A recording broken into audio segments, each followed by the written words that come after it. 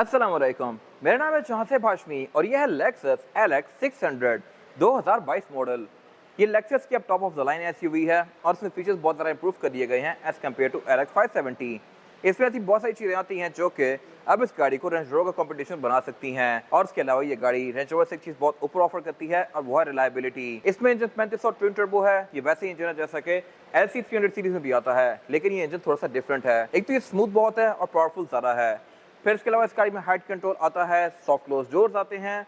Looks के लिहाज से ये बहुत फ्यूचरिस्टिक है। ये सब मैं कवर करूंगा इस रिव्यू में। ये गाड़ी 22 मॉडल है, 24 इंपोर्ट है, फ्रेश इंपोर्ट है। अगर आपने इसके बारे में कोई इन्फॉर्मेशन लेनी है तो आप इस दिए गए नंबर पर कॉल कर सकते हैं या फिर आप साइकिल मोटरस्पोर्ट को विजिट कर सकते हैं, जो कि रावलपिंडी में DH2 के गेट 1 के ऑपोजिट लोकेटेड है। साइकिल मोटर्स की टोटल 2 ब्रांचेस हैं, एक रावलपिंडी में मई रोड पे और फिर रावलपिंडी में DH2 के गेट 1 के ऑपोजिट। इन दोनों ही ब्रांचेस पे गाड़ियों की बाइंग एंड सेलिंग के साथ साथ गाड़ियों के काम भी किए जाते हैं, जैसे कि tents, ceramic coating, PPF, graphene coating.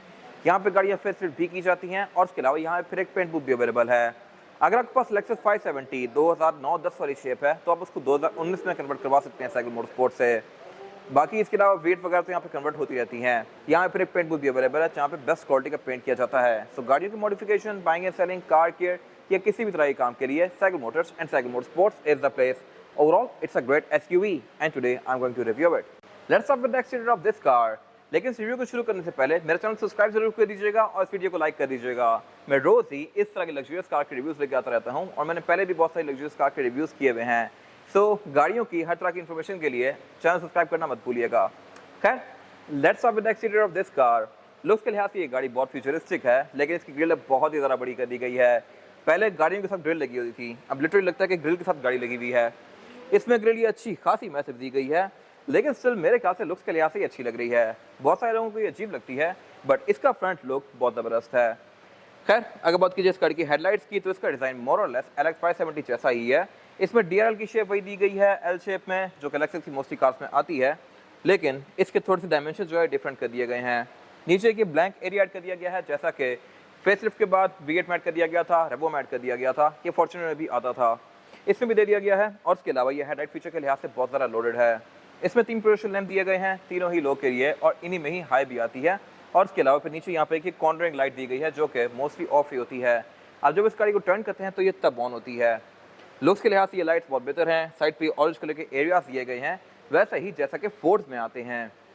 बाकी इसके अलावा इसके नीचे फिर ये हेडलाइट वॉशर दिए गए हैं। ग्रिल की तरह ही यहाँ पे इसकी फॉग लैंप की ग्रिल भी काफ़ी बड़ी दी गई है और फॉग लैंप भी बिल्कुल छोटा सा दिया गया है नीचे LED में। वर्किंग इसकी फिर भी पूरी है, तो मेरे ख्याल से इट्स ओके। बाकी गाड़ी फ्रंट पे पार्किंग सेंसर्स ऑफर करती है। लेक्सस का एम्बलम इसमें प्रिंटेड आता है क्योंकि यहाँ पर रडार दिया गया है और ये ग्रिल के थोड़ा सा अंदर दिया हुआ है। ये एक डिस्टिंक्टिव सी चीज़ है, इससे पहले मैंने किसी कार पे ऐसा लोगो नहीं देखा जो थोड़ा अंदर दिया हुआ हो। फिर इसमें नीचे काफ़ी बड़ी बॉडी किट्स दी गई हैं जो कि लुक्स को बेहतर बना रही हैं। बोनट के कट भी इसमें काफ़ी सब्सटेंशियल हैं, लेकिन LX 570 से काफ़ी डिफरेंट हैं। वाइपर इसमें रेन सेंसिंग आते हैं, ऊपर भी कुछ सेंसर दिए गए हैं। इन सब के फीचर्स मैं कवर करूंगा आगे इस रिव्यू के अंदर। और अगर बात की जाए इस गाड़ी की साइड प्रोफाइल की तो यहाँ भी सब कुछ बहुत ज़्यादा इंप्रूव्ड है और नई जनरेशन वाला ही है। नई जनरेशन में जो कि इस तरह की गाड़ियाँ आ रही हैं उनमें फेंडर्स काफ़ी तक चीज़ें कर दिए गए हैं। Same goes for this car, फिर इसमें और फेंडर दे दिए गए हैं। और इसके अलावा इसका जो ये रियर व्यू मिरर है ये भी अब डोर के अंदर माउंटेड है LC 300 सीरीज की तरह। तो ये चीज़ें वो हैं जो कि अब नई जनरेशन की कार्स में आ रही हैं। फीचर्स के लिहाज से तो ये गाड़ी ऑब्वियसली सबसे ज़्यादा इक्विप्ड है। रिम इसमें 22 इंचेस के हैं, साइड मिरर्स के रिट्रैक्टेबल हैं, एडजस्टेबल हैं, इनमें ऑटो का फीचर है, ब्लाइंड स्पॉट मॉनिटर हैं, हीटर हैं, ऑटो डिमिंग वाला फीचर है इसमें। नीचे यहाँ पे कैमरास दिए गए हैं और इसमें पडलेंस भी आते हैं, तो एक साइड मिरर के लिहाज से भी इसमें मैक्सिमम फीचर्स दिए गए हैं। फिर इसके अलावा इसकी विंडोज ऑलमोस्ट जाके एंड तक ही कंटिन्यू करती हैं। और इसके अलावा इस गाड़ी में सॉफ्ट अनलॉक चारों ही डोर्स में दिया गया है, यानी कि मैं कहीं से भी इस गाड़ी को लॉक अनलॉक कर सकता हूँ। सिर्फ यही नहीं, इसमें एक और फीचर भी ऐड कर दिया गया है और वो है सॉफ्ट क्लोज डोर्स वाला। इसको मैं आधा बंद करूँगा तो ये बाकी का खुद बंद होगा, लाइक दिस। ये चीज़ पहले टोयोटा किसी भी कार में ऑफर नहीं कर रहा था, बट अब इस लेक्सस में देना शुरू कर दी है। LC 300 सीरीज में भी नहीं आती, बट इस गाड़ी ने काम शुरू कर दिया है, तो ये मेरे ख्याल से एक बेस्ट चीज़ है। इसके बाद अगर बात की जाए इस गाड़ी की एब्सोल्यूट साइड प्रोफाइल की तो साइज के लिहाज से ये गाड़ी एक फुल साइज SUV है। इसमें कोई लॉन्ग व्हील बेस या शॉर्ट व्हील बेस वर्जन नहीं आते, ये एक ही साइज में आती है, लेकिन अंदर का लेआउट इसमें डिफरेंट ऑफर होता है। ये गाड़ी 7 सीटर वाली है। इसमें फिर एक और कार भी ऑफर होती है जिसमें सेंटर में सीट नहीं होती, सेंटर में प्रॉपर कंसोल दिया गया होता है top of line Range Rovers की तरह। ये वो गाड़ी नहीं है। उस गाड़ी की वैल्यू लॉन्ग टर्म में कोई इतनी स्ट्रॉन्ग नहीं रहती क्योंकि वो गाड़ी कोई खास प्रैक्टिकल नहीं है और टोयोटा और लेक्सस वगैरह अपनी प्रैक्टिकलिटी के नाम पे ही बिकती हैं। खैर, इसमें स्मार्ट क्लोज डोर्स तो दे दिए गए हैं, लेकिन अभी इसका जो ये फुट स्टेप है ये नॉर्मल है। क्या पता आने वाले कुछ टाइम में ये भी ऑटो डिप्लॉयबल आ जाए। बाकी इसके अलावा ये गाड़ी हाइट कंट्रोल ऑफर करती है। ये चीज़ अब रेयर है, पहली चीज़ इतनी रेयर नहीं थी। ऐसी 200 सीरीज यानी कि पुरानी V8 में आती थी, सिग्नस में आती थी, बट अब जाके टोयोटा ने ये चीज़ प्राडो से भी निकाल दी है, लैंड क्रूज़र से भी निकाल दी है, सिर्फ इसमें आती है। इसकी आप हाइट को अपनी मर्जी के लिहाज से रेस और लोअर कर सकते हैं, जबकि LC300 सीरीज़ के अंदर आपके पास ये ऑप्शन नहीं है। सस्पेंशन उसमें ऑटो एडजस्टेबल आता है, लेकिन वो ऑटो पे एडजस्ट करता है, आप उसको ऊपर नीचे नहीं कर सकते। ये मेरे ख्याल से एक वियर्ड चीज़ है। हाइट कंट्रोल अब इस गाड़ी तक लिमिटेड है। बाकी इसके अलावा कट लाइन्स इसमें थोड़ी डिफरेंट कर दी गई हैं नई वाली जनरेशन में। इसमें जो बैक पे जाके क्रोम दिया गया है, ये बहुत थिक हो गया है और इसमें कर्व भी काफ़ी स्ट्रॉन्ग कर दिया गया है, पहले ये इस तरह का नहीं था। रेयर विंडो इसमें प्राइवेसी वाली दी गई हैं, एंट्री और एग्जिट भी इस गाड़ी में आसान है। यहाँ पे प्रॉपर ग्रैब हैंडल्स दिए गए हैं जिनको पकड़ के आप इसके अंदर बैठ सकते हैं, और फीचर्स भी यहाँ पे एक गाड़ी बहुत अच्छे ऑफर करती है, लेकिन कुछ बेहतर हो सकते थे। किस तरह से मैं कवर करूँगा इंटीरियर में जाके। बाकी इसके अलावा ये गाड़ी all time all wheel drive है, यानी कि आप इसको सिर्फ रेयर व्हील पर स्विच नहीं कर सकते। और इसके अलावा ये भी इसकी नॉर्मल हाइट है, इसको आप रेस कर सकते हैं, लोअर भी कर सकते हैं। फिर इसके अलावा इसमें ये नई SUVs की तरह ओवर फेंडर्स भी ऐड कर दिए गए हैं। LC300 सीरीज़ में आते ऐसे हैं, लेकिन बॉडी किट्स लगाने के बाद वो इतना बड़ा हो जाता है। उसकी भी अपनी एक लुक है, बट मेरे ख्याल से ये लुक थोड़ा ज़्यादा डिसेंट है। और इसके अलावा ये गाड़ी अब तक सनरूफ ऑफर कर रही है, ये मेरे ख्याल से एक वियर्ड चीज़ है। रेंज रोवर्स काफ़ी पहले से पैनोरामिक रूफ ऑफर कर रही थी, अब तो Mercedes C class, E class, छोटी छोटी गाड़ियों के अंदर टेंटो तक के अंदर पैनोरामिक रूफ आने लग गई है, बट इस गाड़ी में सिर्फ सनरूफ आती है। और अगर बात की जाए इस गाड़ी के रॉयल लुक की, तो ये भी पूरी कार की तरह काफ़ी इंटरेस्टिंग है। इसके बैक में जो टेल लाइट्स हैं ये एंड टू एंड कंटिन्यू करती हैं, मोस्टली इलेक्ट्रिक कार्स की तरह। इसकी लुक को ये काफ़ी बेहतर बना रही है, काफ़ी स्लीक सी लाइट एंड टू एंड जा रही है। और इसके अलावा ये भी फिर इसके DRL की तरह ही L शेप में है, और ये सारा ही लावा LED लैंप है। बाकी इसमें एक चीज़ थोड़ी सी अजीब है, और वो ये है कि इसका जो टेल गेट है ये सिंगल ही पीस है, ये पूरा ही टेल गेट ऊपर जाता है। पहले ये स्प्लिट में आ रहा था। स्प्लिट में आने का फ़ायदा ये था कि आप उसमें चढ़ के यहाँ पे बैठ सकते थे, बट इस कार के केस में बैठने की जगह प्रॉपर नहीं दी गई और उसका टेल गेट पूरा ही ऊपर जाता है। I am not sure Toyota ने या लेक्सस ने ऐसा क्यों किया है अपनी कार्स में। Same goes for LC300 series. बाकी इसके अलावा ये गाड़ी प्रॉपर एक 7 सीटर SUV है, तो इसमें थर्ड रो सीट्स दी गई हैं जिनको मैं इलेक्ट्रॉनिकली यहाँ से रेस और लोअर कर सकता हूँ, और ये सीट्स काफ़ी आगे तक जा रही हैं। इसकी डिग्गी मैंने अब तक जितनी SUVs रिव्यू की हैं, आई एम डेफिनेटली श्योर कि इसमें सबसे ज़्यादा बड़ी है। ये गाड़ी बैक पे अच्छी खासी लंबी है, और यहाँ पे आराम से आप 2 लोग बिठा सकते हैं। इसमें थर्ड रो सीट्स के अंदर भी पैसेंजर के पास लेग रूम उतना ही है जितना कि सेकंड रो पैसेंजर्स के पास होता है। ये मेरे ख्याल से बहुत अच्छी चीज़ है। और इसके अलावा सीट्स को अनफोल्ड करने के बाद भी यहाँ पे थोड़ी बहुत कैपेसिटी बच जाती है सामान रखने के लिए। टूल किट वगैरह इसकी यहीं पे नीचे दी गई है, और इसके अलावा इसके टेलगेट के अंदर भी स्पीकर्स आते हैं। बाकी इसके टेलगेट की हाइट को मैं एडजस्ट कर सकता हूँ, एडजस्टमेंट की गार्ड मैंने ऑलरेडी बनाई हुई है। डिग्गी तो इसकी अच्छी खासी स्पेशियस है, लेकिन अगर मैं इसको और स्पेशियस बनाना है तो मैं इसकी सेकंड रो सीट्स को भी फोल्ड कर सकता हूँ। बाकी इसके अलावा बैक पे ये गाड़ी पार्किंग सेंसर्स ऑफर करती है, नीचे बॉडी किट्स दी गई हैं।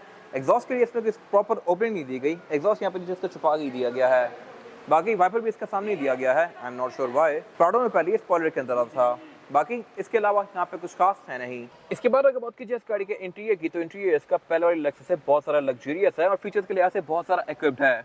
यहाँ मोस्टली चीज़ें बहुत बेहतर हैं, लेकिन एक चीज़ मुझे इसमें वर्स्ट लगी है, और वो है इस गाड़ी का मीटर। मैं कवर करूँगा अभी आगे। फिलहाल अगर बात कीजिए इस गाड़ी के स्टीयरिंग व्हील की, तो स्टीयरिंग व्हील इसका ऑल टुगेदर रीडिजाइंड है। ये स्टीयरिंग व्हील पहले से बहुत सारा बेहतर है, और लेक्सस में हमेशा से स्टीयरिंग काफ़ी छोटा सा आता है। ये स्मार्ट सा स्टीयरिंग है जिसकी फील काफ़ी स्पोर्टी सी आती है, और इसके अलावा इसमें पैडल शिफ्टर्स भी दिए गए हैं।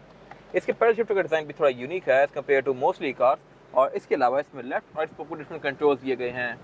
लेफ्ट स्पोक जो कंट्रोल्स दिए गए हैं, यहाँ से मैं इसके MID के विजन नेविगेट कर सकता हूँ लाइक दिस। और इसके अलावा राइट स्पोक जो कंट्रोल्स दिए गए हैं ये क्रूज के हैं। क्रूज कंट्रोल ये गाड़ी एडप्टिव ऑफर करती है, और बाकी स्टीयरिंग व्हील इस गाड़ी का मेमोरी फंक्शन के साथ आता है। जब भी मैं इस गाड़ी को ऑन और ऑफ करूँगा तो इसका स्टीयरिंग व्हील नीचे आएगा और सीट आगे जाएगी। ये अगेन मेरे ख्याल से काफ़ी अच्छी चीज़ है, बट ये काफ़ी पहले से आ रही है। और अगर बात कीजिए हेडलाइट के स्टॉक्स की, तो ये पीस में यूनिक है as compared to any other Toyota और लेक्सस। वैसे लेक्सस टोयोटा में बहुत सारे पार्ट शेड होते हैं, बट इस कार के केस में मोस्टली चीज़ें नहीं बनाई गई हैं। इसकी फील बहुत सब्सटेंशियल सी है। फॉग के कंट्रोल और हेडलाइट के कंट्रोल इसके यहीं पर दिए गए हैं। लेफ्ट पे इसके वाइपर के कंट्रोल हैं, और वाइपर भी इसके ऑटोमेटिकली बारिश को सेंस करके ऑन और ऑफ होते हैं। फिर इसके अलावा इस स्टीयरिंग व्हील की जो ये ग्रिप्स हैं साइड्स वाली, ये हीटेड हैं। ये अगेन मेरे ख्याल से एक अच्छी चीज़ है, और अब इसमें एक ऑटो का फीचर भी आता है, यानी कि अगर मैं इसको ऑटो पे कर दूंगा और मैं हीटर ऑन करूंगा तो हीटर के साथ इसका स्टीयरिंग व्हील भी गर्म होना शुरू हो जाएगा। और अगर बात की जाए इस गाड़ी का मीटर की, तो मीटर इसका कहीं से भी LX600 का मीटर नहीं लगता। ये लगता है किसी चंगान वगैरह का मीटर है। चंगान में भी इसी तरह छोटी स्क्रीन आती है और साइड पे डायल्स दिए गए हैं। इस कार के केस में भी सेंटर में छोटी स्क्रीन दी गई है, और उससे भी छोटा एरिया इसका कॉन्फ़िगर हो सकता है। सेंटर में जो छोटा सा एरिया है, आप इसमें गाड़ी की स्टैट्स चेक कर सकते हैं। बाकी जो डायल है ये फिक्स ही है, और इसके साइड पे इसका temperature gauge, oil gauge, voltage का गेज और फ्यूल गेज दिया गया है, और इसकी रीडर्स भी बहुत छोटी सी हैं। नीडल छोटी सी है, लेकिन इसकी जो सेंटर वाली ग्रिप है वो बहुत मोटी दी गई है। तो मेरे ख्याल से मीटर बहुत ज़्यादा बेहतर हो सकता था। इसके कंपटीशन 2014-15 से पूरी स्क्रीन तो ऑफर कर रहे हैं, रेंज रोवर वगैरह, बट इस कार के केस में यहाँ पे अभी भी स्क्रीन नहीं दी गई। तो ये मेरे ख्याल से थोड़ा सा एंशिएंट लग रहा है इस कार के हिसाब से। बाकी यहाँ पे गाड़ी आपको बहुत सारी डिफरेंट चीज़ शो करवाती है, जैसे कि ट्रिप्स, एवरेज किलोमीटर पर litre, tyre pressure monitor, outside temperature, compass. इसके अलावा आप यहाँ पे गाड़ी के बहुत सारे फीचर्स को ऑन और ऑफ कर सकते हैं। और इसमें जो एक ये बंदा बना हुआ है, जो झुका हुआ है, ये बेसिकली इसका एक फीचर है। इस फीचर को अगर आप ऑन करते हैं यहाँ से, तो ये गाड़ी जब भी बंद होगी तो ये अपनी हाइट को ड्रॉप कर देगी, ताकि आपको इससे निकलना और इसमें बैठना आसान हो जाए। जैसी गाड़ी चलना शुरू होती है तो ये अपनी हाइट गेन कर लेती है दोबारा से। ये मेरे ख्याल से एक इंटरेस्टिंग फीचर है। अगर बात की जाए मीटर की हाउसिंग की, तो ये पूरी ही लेदर की फिनिश में है और इसमें हेड्स अप डिस्प्ले भी दिया गया है, जो कि अगेन LC300 सीरीज की तरह काफ़ी ज़्यादा इक्विप्ड है फीचर से।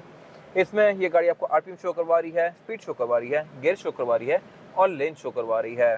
और इसके अलावा डैशबोर्ड की पूरी ही फिनिश काफ़ी इंटरेस्टिंग सी है, हाई क्वालिटी है। डैशबोर्ड के सेंटर में एक सबवूफर दिया गया है और सबवूफर से पीछे इसकी एक काफ़ी बड़ी मल्टीमीडिया स्क्रीन दी गई है। LX 570 में स्क्रीन बहुत बड़ी थी, लेकिन वो स्क्रीन टच में नहीं थी। उसको यूज़ करने के लिए नीचे यहाँ पे एक ट्रैक पैड दिया गया था, और वो मेरे ख्याल से बड़ी वियर्ड चीज़ थी, क्योंकि उसको यूज़ करना बहुत मुश्किल था। इस कार के केस में ये स्क्रीन टच में है। और इसके अलावा नीचे यहाँ पे एक और स्क्रीन दी गई है क्राउन की तरह। क्राउन RS एडवांस 2020-21 वाली में यहाँ पे नीचे एक और स्क्रीन थी, ऊपर एक और स्क्रीन थी, बट उसके केस में ऊपर वाली स्क्रीन टच में नहीं थी। आपने जो यूज़ करें आप नीचे से करेंगे और वही आपको ऊपर शो होगा, बट इसके केस में ऐसा नहीं है, ये दोनों ही टच में है। ये ऊपर मल्टीमीडिया वाली स्क्रीन है, जो कि Bluetooth, aux, navigation, USB, Android auto, Apple CarPlay, दुनिया जान की चीज़ शो करती है। लेकिन यहाँ भी एक चीज़ वियर्ड है, और वो ये है कि इसमें स्प्लिट स्क्रीन वाला सीन नहीं दिया गया। ये एक सिंगल स्क्रीन है जो कि फिक्स ही है। अगर मैं यहाँ पे मीडिया प्ले करूँगा तो मीडिया ही प्ले होगा, अगर मैं यहाँ पे मैप लगाऊंगा तो मैप ही चलेगा। सेटिंग्स में सेटिंग्स ही नजर आएंगी, बाकी आप कुछ और नहीं चला सकते। जबकि रेंज रोवर्स वगैरह यहाँ पे 2 या 3 स्क्रीन का ऑप्शन भी ऑफर करती हैं। मेरे ख्याल से ये बेहतर हो सकती थी। बाकी इसका सॉफ्टवेयर वैसा ही है जैसा कि रेवो, फॉर्च्यूनर, नई प्राडो या ऐसी 300 सीरीज़ वगैरह के अंदर आता है। और इसकी हाउसिंग जो है ये काफ़ी एक्स्ट्रा दी गई है, I am not sure why. मेरे ख्याल से फेसलिफ्ट के बाद इसको काफ़ी बड़ा कर दिया जाएगा, जिससे इसकी ये जो थोड़ी सी एक्स्ट्रा लुक है ये ख़त्म हो जाएगी। इसके राइट साइड पे यहाँ पे इसका इंजन स्टार्ट स्टॉप बटन दिया गया है, और स्टार्ट स्टॉप बटन के अंदर भी एक फिंगरप्रिंट सेंसर दिया गया है, जिसको मैं इसकी मीटर के बीच में से चाहिए कॉन्फ़िगर कर सकता हूँ। यहाँ मैं 3 अलग अलग फिंगरप्रिंट लगा सकता हूँ और फिर ये गाड़ी मेरे फिंगरप्रिंट से ऑन होगी। मैंने इसकी गाड़ी पहले बनाई हुई है LC300 सीरीज़ के रिव्यूज़ में, आप वो जाकर देख सकते हैं। जैसे ही मेरा फिंगरप्रिंट लगेगा तो ये गाड़ी ऑन होगी, अगर मैं कोई और फिंगर भी यूज़ करता हूँ तो ये गाड़ी ऑन नहीं होगी। ये एक अच्छा सेफ्टी फीचर है। फिर इसके अलावा उससे नीचे इसकी ये एक और स्क्रीन दी गई है जो कि MID है। यहाँ पे आपको गाड़ी इसकी स्टैट्स भी शो करवाती है, फीचर्स भी शो करवाती है, क्लाइमेट कंट्रोल भी शो करवाती है। क्लाइमेट कंट्रोल को मैं यहाँ से ऑन और ऑफ कर सकता हूँ। इसकी सीट्स हीटेड प्लस वेंटिलेटेड दोनों हैं, तो मैं उनको भी यहाँ से एडजस्ट कर सकता हूँ, और इसके हीटेड स्टीयरिंग व्हील को भी यहाँ से ऑन कर सकता हूँ। फिर इसमें एक और अच्छा फीचर आता है, और वो है क्लाइमेट कंसियर्ज। क्लाइमेट कंसियर्ज में ये गाड़ी मेरे सेट किए गए टेम्परेचर के लिहाज से सीट के हीटेड को भी ऑन ऑफ करेगी, स्टीयरिंग व्हील के हीटर को भी ऑन ऑफ करेगी, और क्लाइमेट कंट्रोल को भी एडजस्ट करेगी। यानी कि लेट्स सपोज मैंने यहाँ पे टेम्परेचर 32 कर दिया है, तो स्टीयरिंग भी गर्म होगा, सीट भी गर्म होगी, गर्म हवा भी ये गाड़ी थ्रो करेगी। हर चीज़ को ये गाड़ी उस टेम्परेचर के हिसाब से एडजस्ट करती है। और उसके अलावा यहाँ पे गाड़ी मुझे गाड़ी की सेट शो करवाएगी, जैसे कि ड्राइव मोड्स वगैरह। MTS में अगर मैं जाता हूँ मल्टी टेरेन सिस्टम में, तो ये गाड़ियाँ मुझे इसकी राइड हाइट शो करवा रही है। इसकी राइड हाइट ड्राइविंग मोड्स के लिहाज से एडजस्ट करती है इस तरह से। इसके 4 अलग अलग लेवल्स हैं। फिर इसके अलावा इसमें जायरो, कंपास, ये सारी चीज़ें दी गई हैं। यहाँ पे गाड़ी मुझे एक्सेलरेटर और ब्रेक भी शो करवा रही है कि मैं कितनी ब्रेक दबा रहा हूँ। ये मेरे ख्याल से एक इंटरेस्टिंग चीज़ है। उसके नीचे कुछ फिजिकल बटन दिए गए हैं, साइड पे एयर वेंट्स दिए गए हैं, और उससे नीचे पे इसका ये drive mode selector, down assist control और 4x4 की सिलेक्शन दी गई है। ये गाड़ी है तो ऑल टाइम 4x4, लेकिन इसमें आप H2 और H4 के बीच में स्विच कर सकते हैं इस तरह से। और इसके अलावा इसका ड्राइव मोड सिलेक्टर यहाँ पे दिया गया है। इसमें टोटल 6 ड्राइविंग मोड्स हैं: eco, comfort, normal, sports, sports plus और कस्टम। इन सब के साथ इसका जो डायल है ये चेंज होता है, लेकिन इसकी जो ओवरऑल लुक है ये वैसी ही रहती है। फिर इसके अलावा उससे नीचे इसका एक स्टोरेज एरिया दिया गया है जो कि नॉर्मल ही है। यहाँ पे यूजुअली कार में वायरलेस चार्जर आते हैं, बट इसमें यहाँ पे सिर्फ एक डॉल दी गई है, वायरलेस चार्जर पीछे दिया गया है। फिर यहीं पे इसकी हीटेड और कूल सीट्स के कंट्रोल दिए गए हैं। अब जब भी इनको ऑन करते हैं तो ये सबसे पहले ऑटो पे जाती हैं और फिर 1, 2, 3 के बीच में स्विच करती हैं। और इसके अलावा लेफ्ट पे यहाँ पे इसका C2C पावर आउटलेट दिया गया है, USB का इंसर्ट दिया गया है और गियर सिलेक्टर दिया गया है। गियर सिलेक्शन इस एरा में मोस्टली कार्स अब शिफ्ट बाय वाइड करती जा रही हैं, यानी कि आप उनको बटन से ही स्विच कर सकते हैं, बट इसमें ये प्रॉपर ट्रेडिशनल गियर सिलेक्टर दिया गया है। इसके कुछ फ़ायदे हैं और फ़ायदे ये हैं कि अगर लेट्स सपोज इसकी बैटरी डेड हो जाती है तो शिफ्ट बाय वायर वाला गियर चलता नहीं है। इस कार के केस में आप इसको ट्रेडिशनली प्रॉपर न्यूट्रल में कर सकते हैं, ये एक अच्छी चीज़ है। और इसके अलावा फिर यहाँ पे इसका वायरलेस चार्जर दिया गया है। वायरलेस चार्जर के बारे में एक चीज़ इंटरेस्टिंग ये है कि ये एग्जैक्ट मेरे फ़ोन जितना है। मेरा ये एंड्रॉयड फ़ोन है और इसको मैं यहाँ पर रखूँगा तो अब ये एग्जैक्ट फिट हुआ है और चार्ज होना शुरू हो गया है। लेकिन अगर मेरा फ़ोन इससे थोड़ा सा मोटा हो और मेरा या तो इससे कवर बड़ा हो तो यहाँ पे नहीं आएगा। ये मेरे ख्याल से एक वियर्ड चीज़ है। इतनी परफेक्ट एक्यूरेसी के साथ ये चार्जर बनाया गया है। कल को अगर फ़ोन और बड़े हो जाते हैं इससे तो इसके अंदर एडजस्ट ही नहीं होंगे, चार्ज होना तो दूर की बात है। खैर, इसके अलावा सारे इसके 2 कप होल्डर्स दिए गए हैं, इलेक्ट्रॉनिक पार्किंग ब्रेक दी गई है, ब्रेक होल्ड दिया गया है, डिफरेंशियल लॉकर दिया गया है, ट्रैक्शन कंट्रोल दिया गया है और इसका हाइट एडजस्टर दिया गया है। इससे पहले हाइट एडजस्टर बड़े कॉम्प्लेक्स होते थे, आप उसको ऑन करते थे, फिर गाड़ी को रेस लोड करने का अलग स्विच होता था, कई गाड़ियों में डायल्स आते थे, बट इसके केस में सिर्फ 2 बटन्स हैं, अप या down, that's it, clean and simple. फिर उसके पीछे इसका ये सेंटर कंसोल दिया गया है, इसको मैं 3 साइड से ओपन कर सकता हूँ, इस तरह से और पीछे से भी। लेकिन ऐसा नहीं है कि अगर मैं इसको इन दोनों साइड से इकट्ठे दबाऊंगा तो ये पूरा ही उठ जाएगा, ये एट अ टाइम एक ही तरफ से खुलता है। और उसके अलावा ये कूल बॉक्स है, इस कूल बॉक्स को मैं ऑन ऑफ कर सकता हूँ इस तरह से, और ये भी अच्छा खासा स्पेशियस है, पुरानी V8 या लेक्सस 570 की तरह। फिर इसके अलावा इसकी जो हाउसिंग है ये पूरी ही लेदर की फिनिश में है। और अगर बात की जाए इसकी सीट्स की तो सीट्स भी इसकी परफोरेटेड हैं, इनमें ये पंच होल्स दिए गए हैं जहाँ से ये वेंटिलेटेड सीट्स की हवा थ्रो करती हैं। ये सीट्स हैं भी अच्छी खासी चौड़ी और है भी इलेक्ट्रॉनिकली एडजस्टेबल। इसके अलावा अगर बात की जाए डोर्स की तो डोर्स भी इसके काफ़ी लग्जूरियस हैं। ये 3 कॉम्बिनेशन में है, ब्लैक, ब्राउन और आइवरी के। साउंड सिस्टम यहाँ पे मार्क्स एंड लेविसन का दिया गया है, तो इसमें कुछ एक्स्ट्रा स्पीकर्स दिए गए हैं और इसके अलावा ड्राइवर की सीट में मैग्नेटिक फंक्शन भी दिए गए हैं। बाकी 4 विंडोज़ की सिंगल टैप वाली हैं, साइड मिरर रिट्रैक्टेबल हैं, एडजस्टेबल हैं, इनमें ऑटो वाला फीचर भी है, हीटेड भी हैं या ब्लाइंड स्पॉट पॉइंट भी दिए गए हैं। और इसके अलावा वैनिटी मिरर भी इस गाड़ी में ये दिया गया है।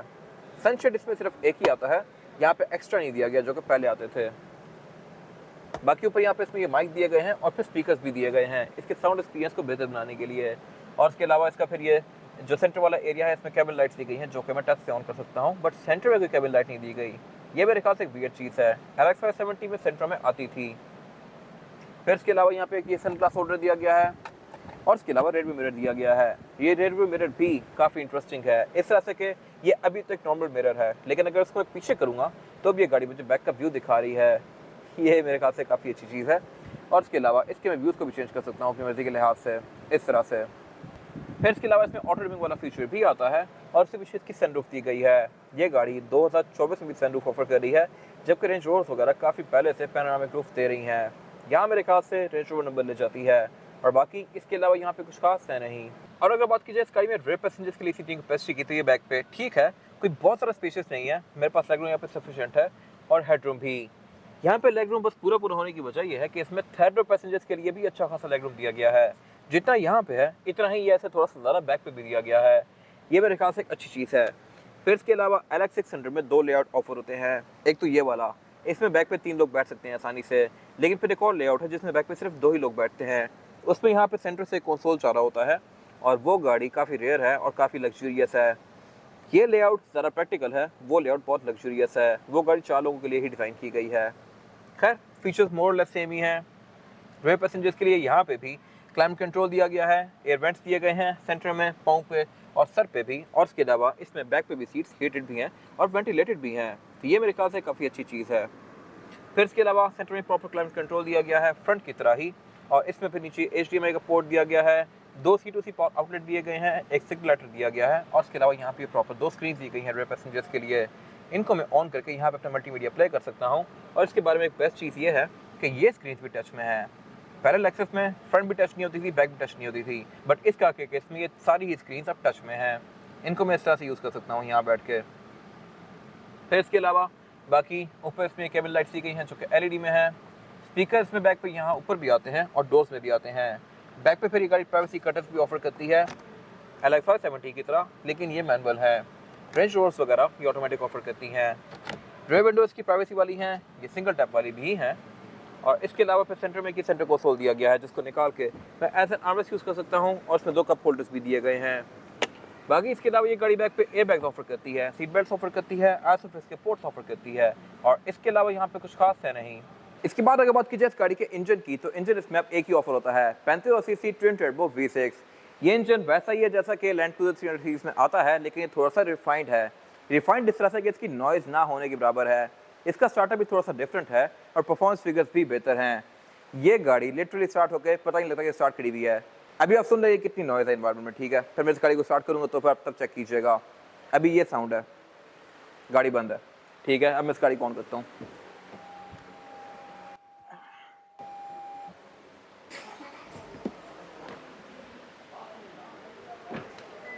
और अब ये गाड़ी ऑन है। इसकी नॉइज़ ना होने के बराबर है। बोनट खुला हुआ है बट स्टिल नॉइज़ यहाँ पे आ भी नहीं रही। हल्की सी एक पुली की आवाज़ आ रही है, वो भी जब बोनट बंद हो तो नहीं आती। और उसके अलावा अगर आप कहीं भी इस पे हाथ रखें तो कहीं से फील नहीं होता कि इसमें इंजन स्टार्ट करा हुआ है। हालांकि ये 400 हॉर्स पावर का इंजन है बट स्टिल इतना स्मूथ है। और इस पे I am pretty much sure कि अगर कॉइन रख के खड़ा करूँगा तो वो भी नहीं गिरेगा, इवन रेस देते हुए भी। खैर अगर बात कीजिए परफॉर्मेंस फिगर्स की, तो ये गाड़ी 409 हॉर्स पावर प्रोड्यूस करती है, जो कि सफिशिएंट है बॉडी साइज के लिहाज से। और इसके अलावा ये इंजन अब 3.5 ट्विन टर्बो है। ट्विन टर्बो होने की वजह से इसकी पिक बेहतर है, लेकिन जो एक ओवरऑल फील होती है, पावर होती है, वो इसकी LX 570 जैसी नहीं है। और इसके अलावा जो इसकी ड्राइव है ये LX 570 से काफ़ी स्मूथ है। ये गाड़ी आपको हल्की फील होती है। LX 570 में एक भारी वाला, एक ग्रिप वाला एलिमेंट था, वो इसमें इतना नहीं है, लेकिन कंट्रोल के लिहाज से ये गाड़ी बहुत बेहतर है। लेक्सस और वियर्ड के बाद अगर आप फोर्ड या रेंज रोवर चलाएं तो आपको हल्की फील होती हैं और आपको फील आती है कि लाइक मेरे पास प्रॉपर कंट्रोल है। जहाँ ब्रेक लगा रहा हूँ वही रुक रही है, जहाँ रेस दे रहा हूँ वहाँ पे उठ रही है। वो चीज़ लेक्सस में 570 के अंदर नहीं थी, बट इस गाड़ी में है। इस गाड़ी को आप मोड भी कॉन्फिडेंट ले सकते हैं, रोक भी कॉन्फिडेंट ले सकते हैं। बाकी इसके अलावा इंजन बेस का काफ़ी नीटली इंसुलेटेड है, सारा कुछ यहाँ पे बड़ा प्रॉपर दिया गया है। ट्विन टर्बो की बैजिंग दी गई है और इसका इंजन नंबर जो है वो इसका जो ये हुड है इसको उतारने के बाद लेक्सस के बैच के नीचे दिया हुआ होता है। बाकी इसके अलावा ट्रांसमिशन इसमें 10 स्पीड ऑटोमेटिक आती है। ये गाड़ी ऑल टाइम 4x4 है और इसके अलावा इसके बोनट के अंदर इंसुलेशन भी दी गई है। अगर बात की जाए एवरेज की, तो ये गाड़ी आपको 5 तक की दे सकती है, जो कि अगेन इम्प्रूव्ड है एज कम्पेयर टू LX 570। वो गाड़ी मुश्किल से 3 या 4 देती थी। बाकी इसके अलावा कॉस्ट ऑफ मेंटेनेंस के लिहाज से इंजन आपको काफ़ी सस्ता पड़ेगा, क्योंकि डेफिनेटली टोयोटा का इंजन है तो उसके पार्ट्स भी इजीली अवेलेबल होना शुरू हो जाएंगे। और इसके अलावा ये वैसे भी काम नहीं निकालेगा। फिर ऐसा ही इंजन ऐसे 300 में आता है तो होपफुली इनके पार्ट्स भी इंटरचेंजेबल होंगे। इसके बाद अगर बात की जाए इस गाड़ी के टायर साइज की, और टायर साइज ऑफर करती है LX 600। ये है 265, 50 और 22। इसमें 22 इंचेस का मल्टी स्पोक रिम दिया गया है, जो काफ़ी हद तक LX 570 से मिलता जुलता है, लेकिन डिज़ाइन थोड़ा सा डिफरेंट है इसका। बाकी टायर्स गाड़ी में डनलॉप ग्रैंड ट्रैक है, जो कि टोयोटा की मोस्टली कार्स में आता है। बेशक आप LC 300 सीरीज लें, रेवो लें, फॉर्च्यूनर लें, प्राडो लें, जो मर्जी लें, उनमें आपको डनलॉप ग्रैंड ट्रैक ही मिलेगा। ये एक अच्छा टायर है और आपको 50-60 हज़ार किलोमीटर एक अच्छी राइड प्रोवाइड करेगा। बाकी गाड़ी ऑर्बिटल डिस्क ब्रेक ऑफर करती है, इसमें हाइट कंट्रोल भी आता है, यानी कि आप इसकी हाइट को रेस और लोअर कर सकते हैं। फिर इसमें ABS, traction control, driving mode, ये सारी चीज़ें आती हैं, जो कि मिलकर इसकी राइड को काफ़ी अच्छा बनाती हैं। ये था आज का रिव्यू। अगर आपको ये रिव्यू पसंद आया है तो इस रिव्यू को लाइक कीजिए, मेरे चैनल को सब्सक्राइब कीजिए, और अगर आपके पास इस गाड़ी से रिलेटेड कोई भी राय है तो उसको कमेंट सेक्शन में शेयर जरूर कीजिएगा, ताकि वो लोग जो गाड़ी लेने वाले हैं वो आपकी राय से फ़ायदा उठा सकें। अपना ख्याल रखिएगा। Thank you.